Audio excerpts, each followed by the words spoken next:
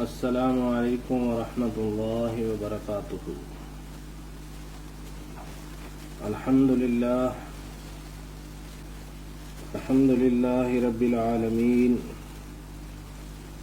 والعاقبۃ للمتقین والصلاة والسلام علی سید المرسلین وخاتم النبیین محمد وعلى آلہ واصحابہ وذریاتہ اجمعین،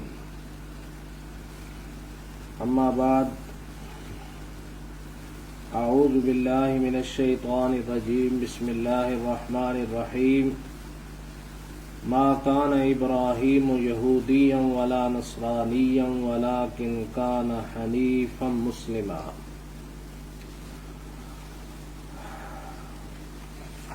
وقال النبی صلی اللہ علیہ وسلم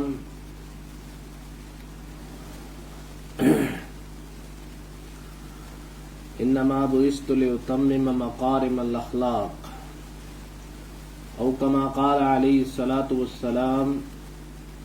صدق اللہ مولانا العظیم وصدق رسولہ النبی الکریم، ونحن على ذلك لمن الشاہدین والشاکرین والحمد للہ رب العالمین۔ عزیز طلباء اور معزز رفقاء، ہم چونکہ الفوز الکبیر کا مطالعہ کر رہے ہیں اور اس سے اصول تفسیر سیکھنے کی کوشش کر رہے ہیں، لہذا اس کا پہلا باب جو علوم پنجگانہ پہ مشتمل ہے، اور علوم پنجگانہ میں ہم نے علم الاحکام کے بعد علم المخاصمہ شروع کیا، جس میں پہلے ہم نے یہود سے مخاصمہ کرنے کا جو انداز ہے قرآن کا، اس کا جائزہ لیا، اور وہ یہود کی جو خرابیاں تھیں، چاہے وہ عقائد کے حوالے سے تھیں، چاہے وہ اعمال کے حوالے سے تھیں، ان خرابیوں کو بیان کر کے ان کی اصلاح کرنے کی کوشش کی گئی۔ آج جو ہمارا ٹاپک ہے وہ مشرکین سے مخاصمہ ہے۔ مشرکین جو ہے اس کی ہم انشاءاللہ وضاحت کریں گے۔ حضرت شاہ ولی اللہ محدث دہلوی رحمۃ اللہ تعالی علیہ اس سلسلہ میں لکھتے ہیں کہ قرآن مجید نے جب بھی کسی باطل قوم سے مخاصمہ کیا ہے تو دو چیزوں کو مد نظر رکھا ہے، اور دو چیزوں کی ہی پھر جواب دیا گیا ہے یا ان کی اصلاح کرنے کی کوشش کی گئی ہے۔ سب سے پہلے اس قوم کے جو باطل عقائد تھے، ان باطل عقائد کی قباحت اور ناپسندیدگی کو بیان کیا گیا ہے کہ ایک جو غلط عقیدہ ہے، ایک باطل عقیدہ ہے، اس کے اندر کیا قباحت پائی جاتی ہے، کیا اس کے اندر گندگی پائی جاتی ہے، اور اس عقیدے کی گندگی سے ناپسندیدگی کا اظہار کیا گیا ہے۔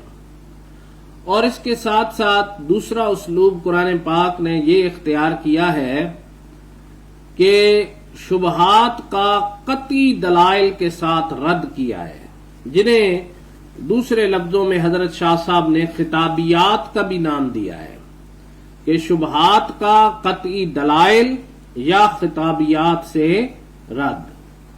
تو بہرحال قرآن پاک نے ان دو چیزوں کو مد نظر رکھا ہے اور ان دونوں کے حوالے سے گفتگو کی ہے۔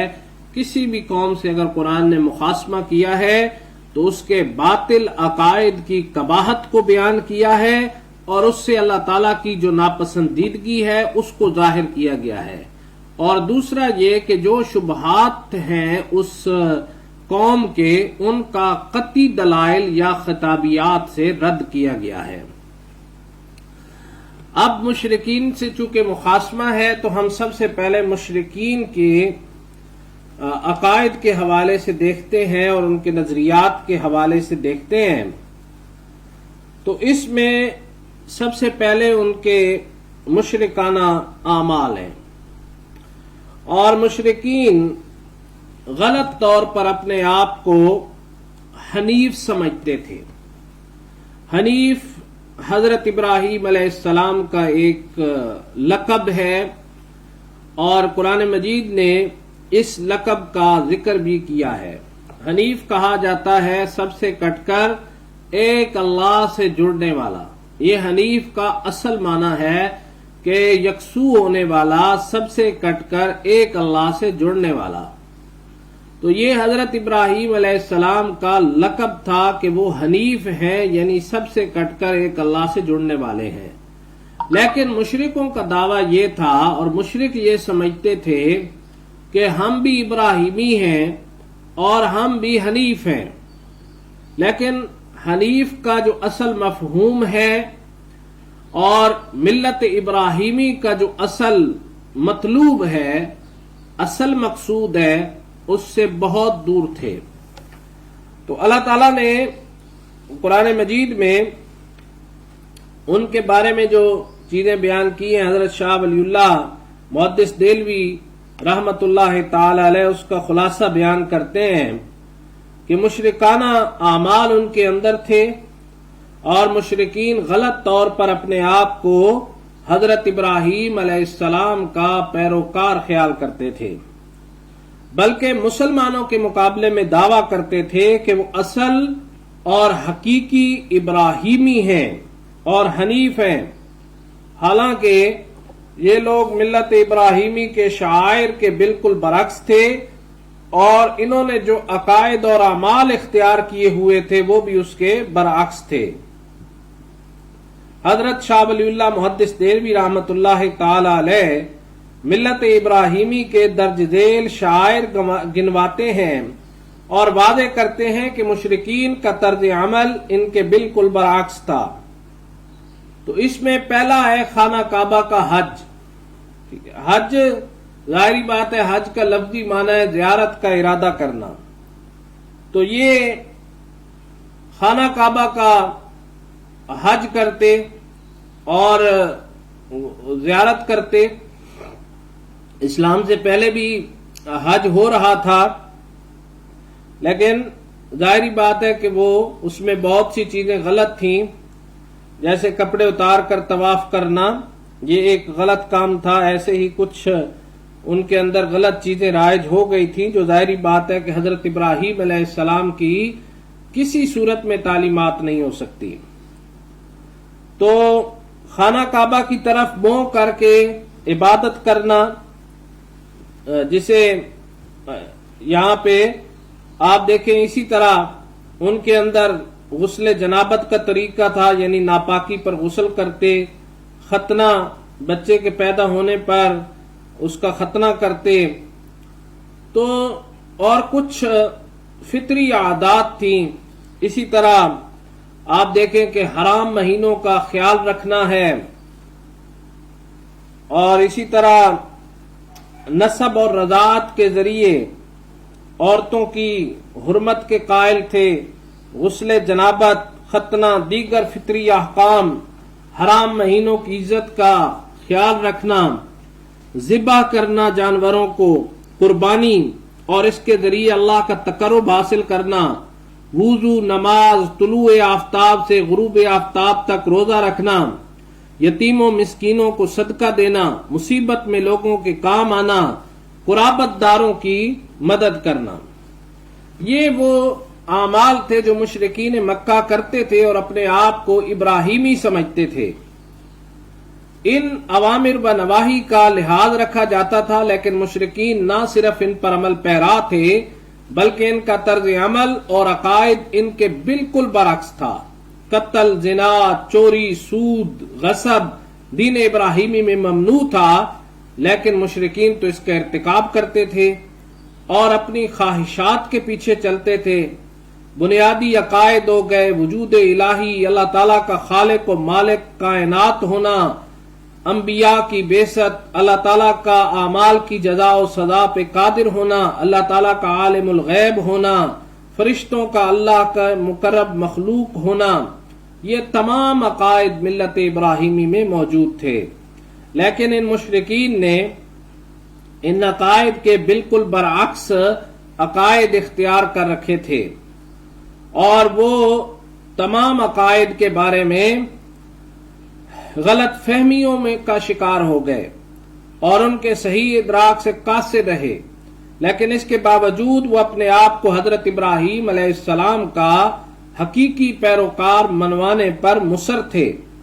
ان کے اس زعم کا رد قرآن مجید میں اس طرح کیا گیا: ما کان ابراہیم یہودیا ولا نصرانیا ولکن کان حنیفا مسلما، سورۃ آل عمران کی 67 نمبر آیت ہے کہ ابراہیم نہ تو یہودی تھے اور نہ ہی ابراہیم عیسائی تھے، بلکہ ابراہیم علیہ السلام حنیف یعنی سب سے کٹ کر ایک اللہ سے جڑنے والے جو ہے وہ مسلمان تھے۔ میں یہ بتاتا چلوں کہ یہ جو یہودیت ہے یہ تو حضرت ابراہیم کے بہت بعد شروع ہوئی۔ حضرت یعقوب اور حضرت یعقوب کا ایک بیٹا جس کا نام یہودا اور اس کی نسل کو پھر یہودی بتایا جاتا ہے، جو کہ حضرت ابراہیم علیہ السلام کے پوتے ہیں، حضرت یعقوب علیہ السلام۔ تو یہ یہودیت تو ان کے بہت بعد میں شروع ہوئی، اسی طرح عیسائیت اس سے بھی بعد میں آئی۔ تو ابراہیم علیہ السلام کے وقت تو نہ یہودیت تھی اور نہ ہی عیسائیت تھی۔ تو یہودیوں کا بھی دعویٰ یہ غلط ہے کہ ابراہیم یہودی تھے اور عیسائیوں کا بھی یہ دعویٰ غلط ہے کہ ابراہیم عیسائی تھے، کیونکہ یہودیت اور عیسائیت تو حضرت ابراہیم علیہ السلام کے بہت بعد کی ایجاد ہے۔ دوسری جگہ فرمایا ان ابراہیم کان امتا قانتا للہ حنیفا ولم یک من المشرکین۔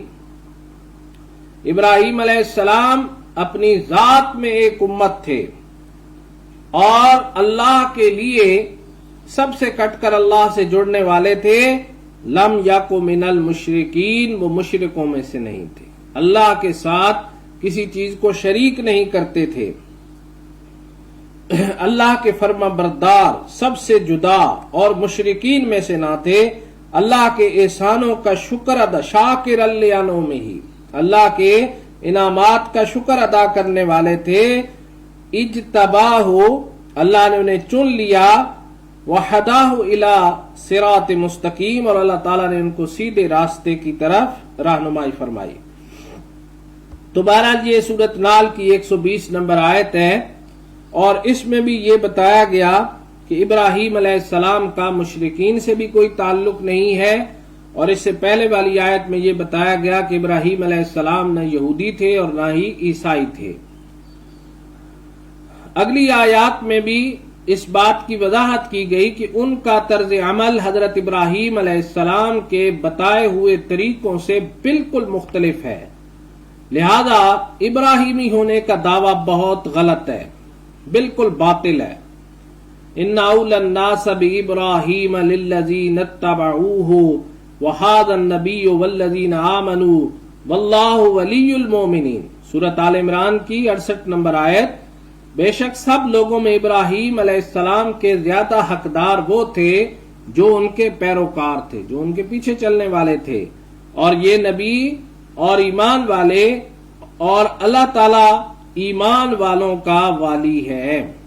تو حضرت ابراہیم علیہ السلام توحید کے داعی تھے، حضرت ابراہیم علیہ السلام اللہ پر اور اس کی جملہ تعلیمات کو اور وحی کو ماننے والے تھے، لہذا وہ کسی صورت میں مشرک نہیں تھے۔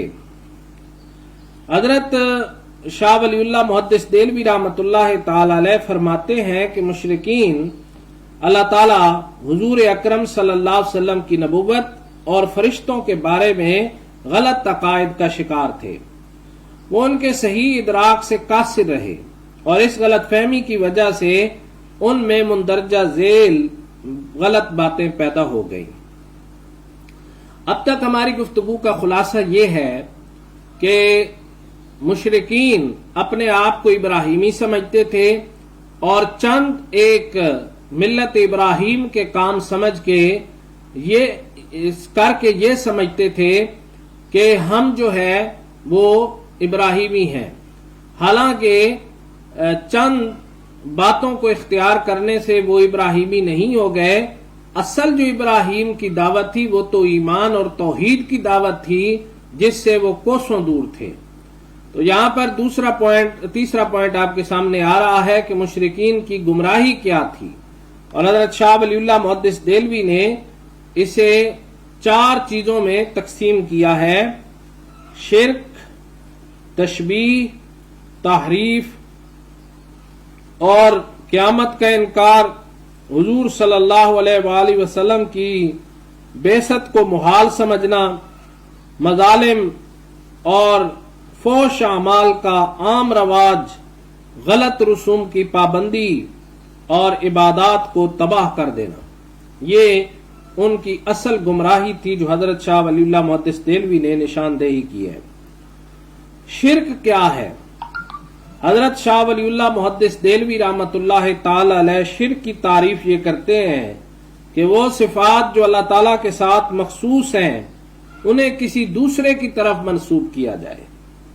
شرک یہ ہے کہ وہ صفات جو اللہ تعالیٰ کے ساتھ مخصوص ہیں، جیسے پیدا کرنا ہے، جیسے جاننا ہے، جیسے سننا ہے، جیسے دیکھنا ہے۔ اللہ تعالیٰ کے 99 صفاتی نام ہیں، تو اللہ تعالیٰ کی جو صفات ہیں جو اللہ تعالیٰ کے ساتھ مخصوص ہیں انہیں کسی دوسرے کی طرف منسوب کیا جائے، یا کسی کے بارے میں یہ سمجھنا کہ اس کے پاس اللہ تعالیٰ کی مانند علم ہے، جیسے اللہ جانتا ہے بھئی فلاں بندہ بھی ویسے جانتا ہے یا فلاں بھی ویسے جانتا ہے، تو یہ شرک ہو جاتا ہے۔ اسی طرح جو حواس، دلیل، خواب، الہام یا عقل وغیرہ کے ذریعے حاصل نہ کیا گیا ہو، کسی کے بارے میں سمجھنا کہ وہ مریضوں کو تندرست کر دیتا ہے، وہی کہے جی فلاں بندہ جو ہے وہ بیمار کو ٹھیک کر دیتا ہے، اولاد دیتا ہے، اور اس طرح کی کسی بھی اللہ کے سوا اگر کسی سے بھی ان چیزوں کو جوڑا جائے جو اللہ کی صفات ہیں، خاص اللہ کی صفات ہیں، اگر ان صفات کو ربوبیت کے درجے میں، الوہیت کے درجے میں کسی اور کے ساتھ جوڑ دیا جائے تو یہ شرک بن جاتا ہے۔ شرک کا معنی ہوتا ہے ملاوٹ کرنا، حصے داری، ساجھے پن، یہ شرک کے لفظی معنی ہے۔ تو اللہ تعالیٰ کی ذات میں، صفات میں یا عبادات میں کسی کو شریک کر دیا جائے تو وہ شرک بن جاتا ہے۔ اب وہ شرک کیوں کرتے؟ اس کی 2 بڑی اہم وجوہات ہیں، اور وہ وجوہات ہیں اللہ تعالیٰ کا تقرب حاصل کرنا، اللہ تعالیٰ کے قریب ہونا۔ مشرکوں سے جب یہ کہا جاتا کہ بھئی آپ اللہ کی عبادت کریں، ان بتوں کی عبادت کیوں کرتے ہیں؟ تو وہ یہ کہتے ہیں کہ ہم ان بتوں کی عبادت اس لیے کرتے ہیں کہ یہ ہمیں اللہ کے قریب کر دیتے ہیں۔ ہم ان بتوں کی ما نعبدہم الا لیقربونا الی اللہ زلفیٰ، ہم ان کی عبادت اس لیے کرتے ہیں کہ یہ ہمیں اللہ کے قریب کرتے ہیں، ان کے وسیلے سے ہم اللہ کے قریب ہوتے ہیں۔ اور دوسرا شرک کرنے کی ان کی سب سے بڑی وجہ یہ تھی کہ وہ یہ سمجھتے تھے کہ اللہ تعالیٰ کے ہاں یہ ہماری سفارش کریں گے، ہؤلاء شفعاؤنا عند اللہ، یہ بت جن کی ہم عبادت کر رہے ہیں یہ اللہ کے حضور ہماری سفارش کریں گے، اور یہ اللہ سے کہیں گے بھئی ان کو چھوڑ دو، یہ ہمارے پیارے بندے ہیں۔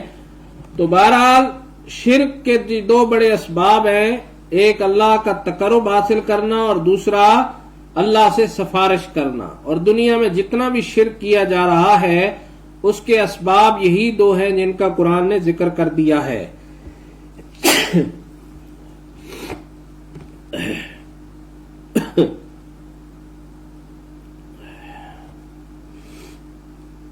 وہ یہ کہتے ہیں کہ جیسے ایک بادشاہ اپنے کسی کارندے کو کسی ریاست کے علاقے میں بھیجتا ہے تو اسے چھوٹے چھوٹے امور میں خود مختار بنا دیتا ہے۔ بادشاہ تمام معاملات خود طے نہیں کر سکتا، لہذا وہ اپنے نائب مقرر کرتا ہے، انہیں اختیار دے کر عوام کو ان کے سپرد کر دیتا ہے۔ اسی طرح اللہ تعالیٰ نے اپنے بعض بندوں کو الوہیت کا خلعت عطا فرما دیتے ہیں، چنانچہ ان بندوں کی رضامندی اور ناراضگی کا اثر دوسروں پر پڑتا ہے۔ چنانچہ مشرکین اس عقیدہ کی بنا پر ان بندوں کا تقرب اور خوشنودی حاصل کرنا ضروری سمجھتے تھے، ان کے نام کی قربانی دینا، ان کے نام کی قسمیں کھانا اور ضروری امور میں ان سے مدد مانگنا جائز سمجھتے تھے۔ وہ ان بندوں کے ساتھ خدائی اختیارات بھی منسوب کرتے۔ ان مشرکین نے ان خاص بندوں کے بت بنا لیے۔ وقت گزرنے کے ساتھ ساتھ لوگ ان مورتیوں کو جو ابتدا میں تو محض محبت کے عقیدہ کے ساتھ بنائی گئی تھیں، حقیقی خدا سمجھا جانے لگا۔ قرآن مجید نے اس کا جواب دیا ہے اور مشرکین کے اس عقیدے کا رد یوں کیا ہے کہ ان سے ان کے عقیدے کی صحت کی دلیل طلب کی جائے۔ انہیں بتایا گیا کہ ان کا یہ عقیدہ ان کے آباء و اجداد کے عقیدے کے خلاف ہے جس کی تقلید کا وہ دعویٰ کرتے ہیں۔ انہیں سمجھایا گیا کہ جن بندوں کو وہ خدا کا شریک ٹھہراتے ہیں، انہیں خدائی صفات سے متصف قرار دیتے ہیں، ان میں اور اللہ تعالیٰ میں کوئی قدر مشترک موجود نہیں ہے۔ گویا انہیں بتایا گیا کہ پھر انہیں خدائی صفات میں کس بنیاد پر شریک کرتے ہو۔ ایک موازنہ ہی نہیں ہے، ایک خالق ہے دوسرا مخلوق ہے، یہ دونوں برابر نہیں ہیں۔ خالق اور مخلوق برابر نہیں ہے۔ جب یہ دونوں برابر نہیں ہیں تو پھر اللہ کا کمپیریزن اپنے بتوں کے ساتھ کیوں کرتے ہو، ان لوگوں کے ساتھ کیوں کرتے ہو جن کی یاد میں تم نے بت تراشے ہیں۔ تو بہرحال یہ ایک نقطہ ہے۔ دوسرا یہ کہ تمام انبیاء حضرت ابراہیم علیہ السلام سمیت جتنے بھی نبی آئے ان سب کی دعوت توحید تھی۔ تمام انبیاء اس عقیدہ میں متفق رائے تھے۔ کوئی بھی نبی شرک کی دعوت دینے والا نہیں تھا، بلکہ ہر نبی توحید کا داعی تھا، ہر نبی اللہ تعالیٰ کی وحدانیت کا داعی تھا۔ اور اس کا ذکر اگر قرآن مجید کی آیات میں دیکھنا چاہیں تو سورۃ نحل کی 43 نمبر آیت ہے اور سورہ یوسف کی 109 نمبر آیت میں کیا گیا ہے۔ ان بتوں کی پرستش کی برائیاں بیان کی گئی ہیں کہ یہ تو پتھر کے ٹکڑے ہیں، عام انسانی اوصاف سے بھی عاری ہیں، اور انسانوں کی طرح جو انسانوں کی صفات ہیں، بولنا، دیکھنا، سننا، یہ بت تو ان صفات سے عاری ہیں۔ بت نہ دیکھ سکتا ہے، نہ بول سکتا ہے، نہ سن سکتا ہے، نہ حرکت کر سکتا ہے، ایک عام انسان جیسی صفات بھی نہیں رکھتا، تو وہ خدا جیسی صفات کہاں سے رکھتا ہے؟ اس چیز کو بھی رد کر دیا گیا کہ ان کے اندر ایک عام انسان جیسی صفات اور اوصاف اور خوبیاں موجود نہیں ہیں، تو وہ خدائی اوصاف سے متصف کیسے ہیں؟ دوسری چیز جو ہے عقیدہ تشبیہ کا رد کیا گیا۔ تشبیہ کیا ہے؟ کہ صفات بشریہ کو ذات پاک اللہ تعالیٰ کے لیے ثابت کرنا کہ اور اللہ تعالیٰ کی جسمیت اور جز کا قائل ہونا۔ تشبیہ کا مطلب یہ ہے کہ انسانی صفات کو اللہ تعالیٰ کی طرف منسوب کیا جائے۔ وہ اللہ کی صفات سمع، بصر، علم کی حقیقت کو غلط طور پر سمجھتے۔ وہ ایسے سمجھتے کہ اللہ ایسے جانتا ہے جیسے ہم جانتے ہیں، اللہ ایسے سنتا ہے جیسے ہم سنتے ہیں، اللہ ایسے دیکھتا ہے جیسے ہم دیکھتے ہیں۔ انسان کی صفات پر اللہ کی صفات کو قیاس کیا۔ اسی طرح وہ کہتے کہ اللہ بھی، اس کا بھی کوئی جسم ہوگا، اپنے جیسا جسم دیکھتے تو وہ کہتے اللہ کا بھی کوئی جسم ہوگا، اور اسے قیام کے لیے کسی جگہ کی بھی ضرورت ہوگی۔ یہ اگر آپ پڑھنا چاہیں تو سورۃ نحل کی 60 نمبر آیت ہے اور سورۃ شورى کی 11 نمبر آیت ہے۔ مشرکین فرشتوں کو اللہ کی بیٹیاں تصور کرتے تھے اور وہ سمجھتے تھے کہ اللہ تعالیٰ اپنی مرضی کے برعکس بھی اپنے خاص بندوں کی سفارش مانتا ہے، جیسا کہ سلاطین عوام کے بارے میں اپنے نائبین کی سفارش مانتے ہیں۔ میں اوپر شفاعت کے سلسلے میں ذکر کر چکا ہوں کہ ان کا عقیدہ یہ تھا اور شرک کا سبب یہ تھا کہ جیسے ایک بادشاہ اپنے وزیروں کی بات مانتا ہے، اسی طرح خدا بھی اپنے نائبین کی بات، اپنے بندوں کی بات، اپنے خاص لوگوں کی باتوں کو مانتا ہے۔ اس عقیدہ کا رد یوں کیا گیا، ان سے ان کے دعویٰ کی دلیل طلب کی گئی اور بتایا گیا کہ یہ عقائد نہ تو کسی دلیل پر مبنی ہیں اور نہ ہی ان لوگوں کے عقائد تھے جو ان سے پہلے گزرے ہیں۔ یہ جو ان کے شرک کے دعوے ہیں یہ کسی دلیل پر مبنی نہیں ہے، بلکہ یہ ان کے خود ساختہ عقائد ہیں اور اسی طرح ان لوگوں کے بھی تھے جو ان سے پہلے گزرے ہیں۔ وَجَعَلُوا الْمَلَائِكَةَ الَّذِينَ هُمْ عِبَادُ الرَّحْمَنِ إِنَاثًا أَشَهِدُوا خَلْقَهُمْ سَتُكْتَبُ شَهَادَتُهُمْ وَيُسْأَلُونَ۔ سورہ زخرف کی یہ 19 نمبر آیت ہے۔ انہوں نے فرشتوں کو عورتیں قرار دیا جو اللہ کے بندے ہیں، کیا تم ان کی پیدائش کے وقت موجود تھے؟ ان کا یہ دعویٰ بھی لکھ لیا جائے گا اور قیامت کے دن ان سے پوچھا جائے گا۔ کچھ زنانہ بت انہوں نے بنائے ہوئے تھے جن کے بارے میں وہ یہ سمجھتے تھے کہ فرشتے اللہ تعالیٰ کی بیٹیاں ہیں اور پھر ان کی عبادت کیا کرتے تھے۔ ان پر واضح کیا گیا کہ ان عقائد کی روح سے تو لازم آتا ہے کہ باپ اور بیٹے ایک ہی طرح کے ہوں، لیکن جب باپ اور بیٹا ایک طرح کے نہیں ہوتے تو یہ کس طرح ضروری کیا گیا کہ اللہ اور اس کے پیدا کیے ہوئے بندے ایک ہی طرح کے ہوں۔ ان پر واضح کیا گیا کہ جن چیزوں کو وہ اپنے لیے معیوب اور ناپسند کرتے ہیں انہیں اللہ کی طرف منسوب کرتے ہیں۔ سورۃ نحل میں یہ بات کی گئی کہ اپنی بیٹی پیدا ہوتے ہی تم زمین میں دفن کر دیتے ہو اور اللہ کے لیے بیٹیاں بناتے ہو۔ جس چیز کو اپنے لیے ناپسند کرتے ہو اللہ کے لیے پسند کرتے ہو، تو اپنے لیے بیٹی ناپسند کرتے ہو، اللہ کے لیے پسند کرتے ہو۔ جس چیز کو اپنے لیے ناپسند کرتے ہو اللہ کے لیے پسند کرتے ہو۔ تیسرا نقطہ ہمارے پاس تحریف کا ہے، جسے حضرت شاہ ولی اللہ محدث دہلوی رحمۃ اللہ تعالی علیہ نے بیان کیا۔ شاہ صاحب فرماتے ہیں کہ مشرکین کے غلط عقائد میں سے ایک تحریف تھی۔ اس کا مفہوم یہ بیان کرتے ہیں کہ یہ جو مشرک ہیں یہ حضرت اسماعیل علیہ السلام کی اولاد میں سے تھے، اور حضرت اسماعیل علیہ السلام توحید کے داعی تھے، توحید کا مرکز قائم کرنے والوں میں سے تھے، اور ایک موحد پیغمبر کی لیے دعا کرنے والے تھے۔ لیکن ان کی اولاد میں جس شخص نے شرک کا آغاز کیا اور بت پرستی کا آغاز کیا اس کا نام عمر بن لوہی ہے، اور عمر بن لوہی یہ شام گیا اور اس نے وہاں پر دیکھا کہ لوگ ہبل نامی بت کی عبادت کر رہے ہیں، تو یہ وہاں سے ایک بت اٹھا لایا ہبل اور اسے بیت اللہ میں نصب کر دیا اور لوگوں کو کہا کہ بھئی اس کی عبادت کرو۔ اب ظاہری بات ہے کہ حضرت اسماعیل علیہ السلام، حضرت ابراہیم علیہ السلام، ان کی نسل میں سے کسی نے شرک کی دعوت نہیں دی، لیکن عمر بن لوہی نے اپنے طور پر ایک بت اٹھایا اور اس بت کی لوگوں کو عبادت کرنے کی دعوت دے دی۔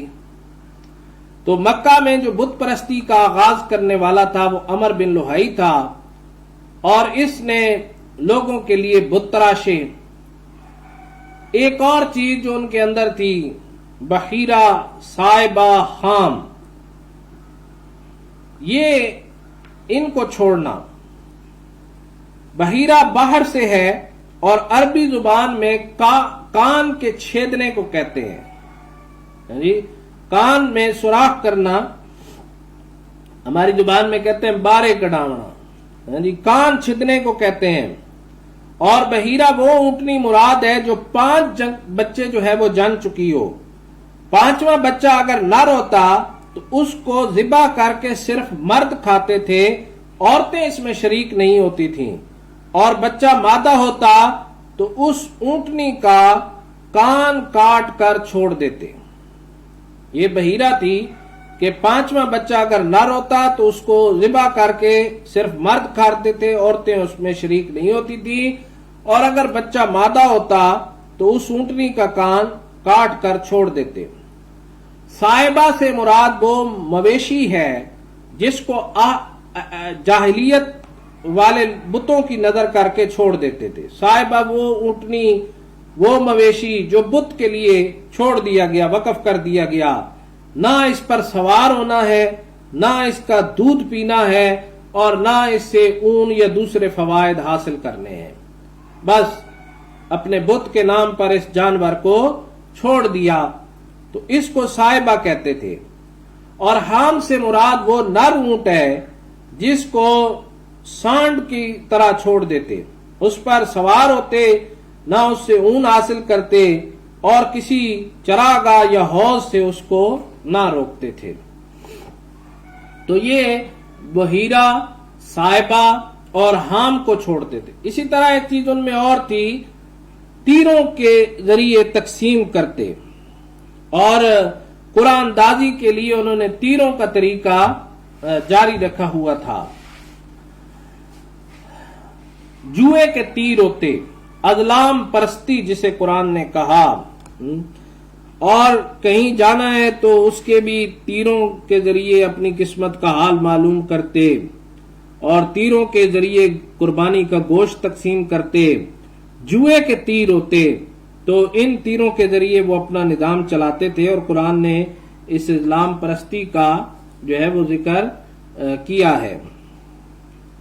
اب اللہ تعالیٰ نے مشرکین کے شبہات کا جواب دیا ہے۔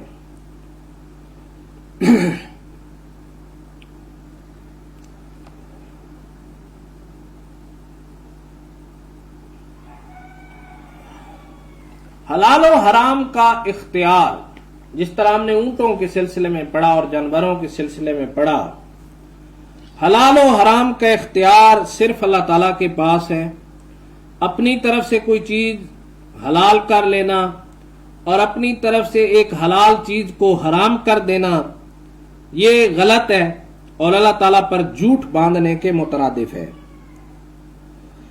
اور انہیں سمجھایا گیا کہ یہ عقائد ان لوگوں نے گھڑے ہیں جن کا مذہب کے ساتھ کوئی تعلق نہیں ہے، اور یہ واضح کیا گیا کہ یہ تمام باتیں محض تم اس لیے کر رہے ہو کہ تمہارے باپ دادا ہی ایسے کرتے تھے، کیونکہ مشرک کی سب سے بڑی دلیل یہ ہوتی تھی کہ ہمارے باپ دادا جی ایسے کرتے تھے، ہم ان کو دیکھتے آئے ہیں، لہذا ہم بھی اسی طرح کریں گے۔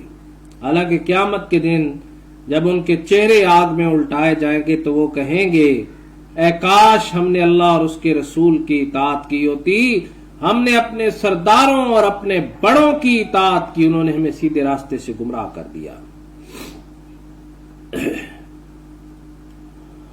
عقیدہ رسالت کے بارے میں مشرکین کی جو غلط فہمیاں تھیں، تو ان کے خیال میں قاصد بھیجنے والے اور قاصد کے درمیان مشابہت ضروری تھی۔ وہ نبوت کے مقاصد کو نہ سمجھ سکے۔ نبی تو لوگوں کو اللہ کے پیغام پر عمل کر کے دکھانے کے لیے آتا ہے، وہ انہی میں سے ہوتا ہے تاکہ پیغام الہی کے قابل عمل ہونے کی دلیل پیش کر سکے۔ مشرکین اس حقیقت کو سمجھنے کی بجائے اس طرح کے اعتراضات کرنے لگے، یہ کیسا رسول ہے معاذ اللہ کے جو کھانا بھی کھاتا ہے اور بازاروں میں بھی جاتا ہے، مال ھذا الرسول یاکل الطعام ویمشی فی الاسواق، یہ کیسا رسول ہے جی کہ جو بازاروں میں بھی جاتا ہے اور کھانا بھی کھاتا ہے۔ اللہ تعالیٰ نے اسی طرح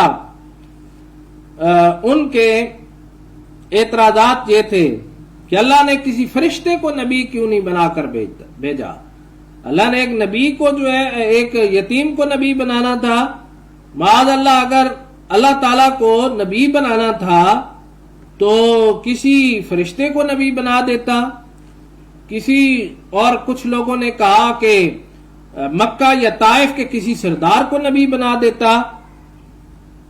ہر شخص کے پاس الگ الگ وحی کیوں نہیں نازل ہوتی؟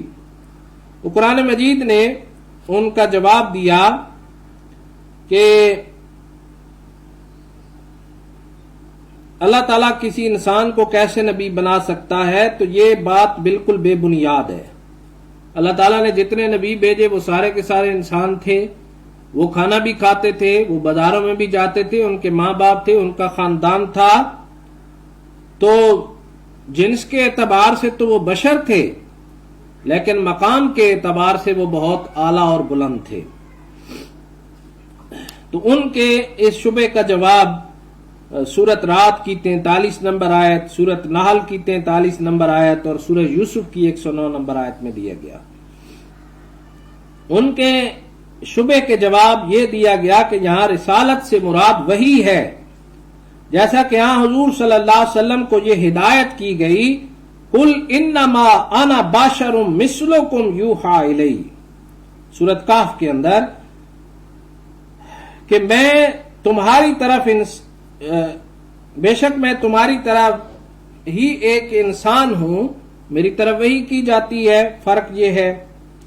اور ان کے دیگر اعتراضات کا جواب دیا گیا، مطالبہ کے مطابق انبیاء سے معجزات کا ظہور میں نہ آنا، ان کی مرضی کے بندوں کو نبی نہ بنانا، فرشتوں کو نبی نہ بنانا، الگ الگ ہر شخص پر وحی کا نہ اترنا، یہ سب اللہ تعالیٰ کی عظیم الشان مصلحت کے تحت ہے، اور ان چیزوں کی حقیقت کو وہ اپنی کم علمی کی وجہ سے نہیں سمجھ سکتے۔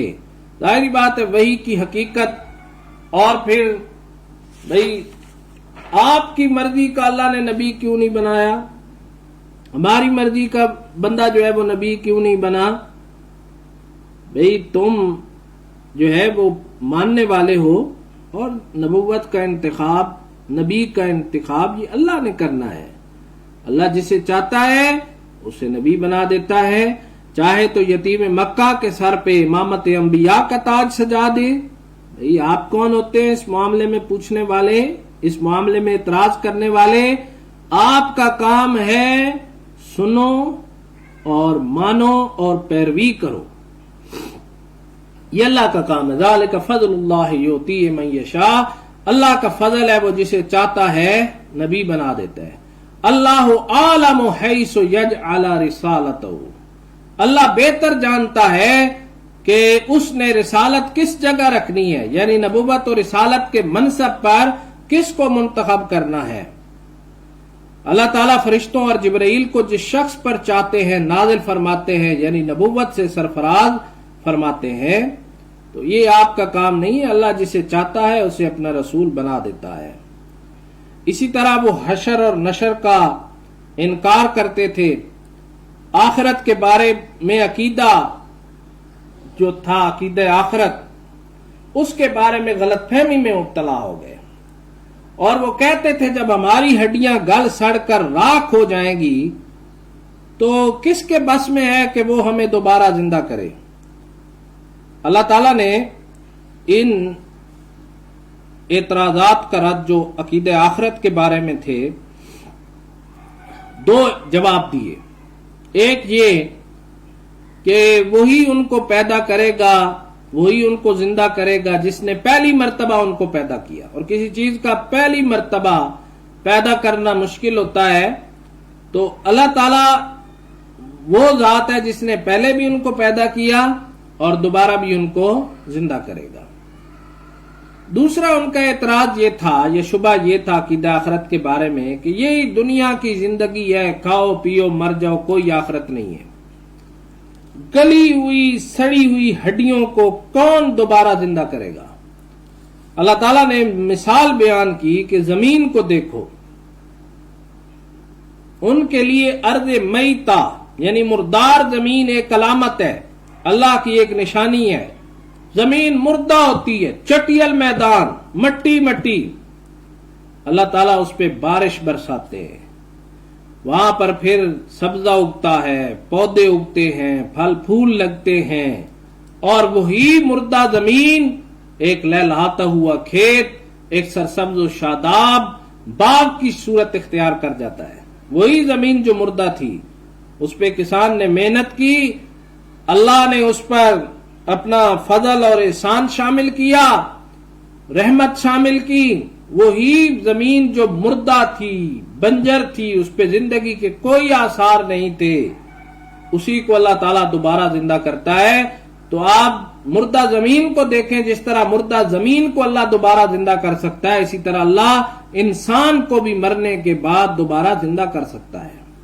اور قرآن میں کئی ایک ایسی مثالیں بیان کی گئیں جن میں یہ بتایا گیا کہ اللہ نے مردوں کو زندہ کیا، جیسے حضرت عزیر علیہ السلام کو 100 سال کے بعد زندہ کیا، اصحاب کہف کو 309 سال کے بعد زندہ کیا گیا۔ اسی طرح ذبح بقرہ میں ایک ایسا واقعہ آتا ہے، گائے کو ذبح کر کے مقتول کے جسم کے ساتھ لگایا گیا، اس کو زندہ کیا گیا۔ حضرت عیسیٰ علیہ السلام کے معجزات میں یہ تھا کہ وہ مردوں کو زندہ کرتے تھے۔ تو زندہ کرنا اللہ کے لیے کوئی مشکل کام نہیں ہے۔ حضرت ابراہیم علیہ السلام کا واقعہ ہے کہ انہوں نے کچھ اللہ تعالیٰ سے کہا کہ چونکہ دوست تھے اللہ کے، کہ میں اپنے دل کی تسلی کے لیے چاہتا ہوں کہ تم مردوں کو کیسے زندہ کرے گا۔ تو اللہ تعالیٰ نے ان کو کہا آپ کچھ جانوروں کو سنائیں اور پھر ان کو چھوڑیں، ان کو ذبح کریں۔ ذبح کرنے کے بعد پھر ان کو بلایا تو وہ دوڑتے ہوئے آئے، اللہ نے کہا ایسے زندہ کروں گا۔ گزشتہ قومیں اس عقیدہ پر متفق ہیں کہ مرنے کے بعد دوبارہ زندہ ہونا ہے اور اللہ تعالیٰ کے حضور پیش ہو کر حساب دینا ہے۔ یہ اتفاق رائے اس عقیدہ کے اٹل ہونے پر دلالت کرتا ہے۔ مرنے کے بعد دوبارہ اٹھنے کا دنیا کے تقریباً ہر مذاہب کے اندر یہ چیز پائی جاتی تھی۔